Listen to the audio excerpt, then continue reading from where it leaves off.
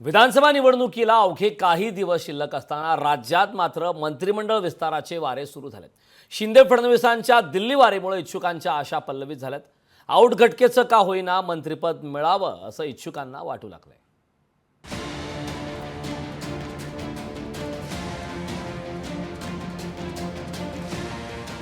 महाराष्ट्रात मंत्रिमंडळ विस्ताराचं वारं,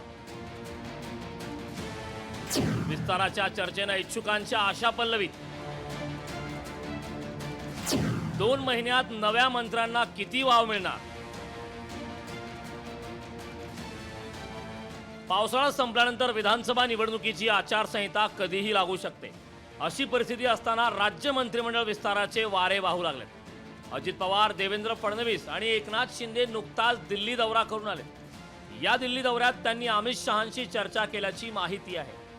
निवडणुकीला सामोरे जाण्याआधी शेवटचा मंत्रिमंडळ विस्तार करण्याचा विचार असल्याचं सांगण्यात येत आहे। भाजपमधून पंकजा मुंडे, जयकुमार रावल, संजय कुटे, शिवसेनेतून संजय शिरसाट आणि भरत गोगावलेंच्या नावाची चर्चा सुरू होती।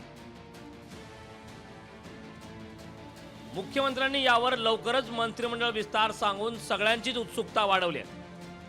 मंत्रिमंडळ विस्तार होणार नाही असे काय नक्की आहे? होणार आहे की नाही आहे? होईल, लवकर होईल, काळजी करू नका, तुम्हाला बातमी देतो। भाजपमधून मंत्रिमंडळ विस्तारावर कोणीही ठोस बोलायला तयार नाही।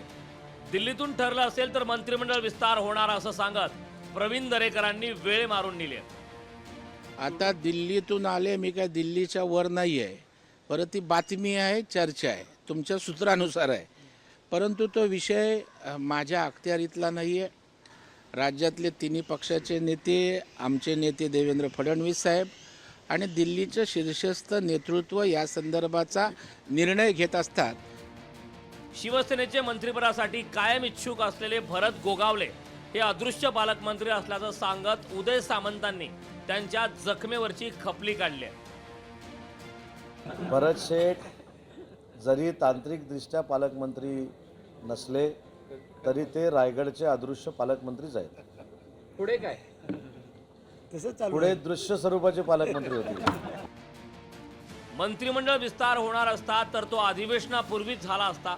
आताही मंत्रिमंडळ विस्ताराची चर्चा कायम ठेवून इच्छुकांच्या कोपराला गूळ लावण्याचं काम केलं जातंय का अशी चर्चा सुरू झाली आहे। अजय अडसूळ, लोकशाही मराठी, मुंबई।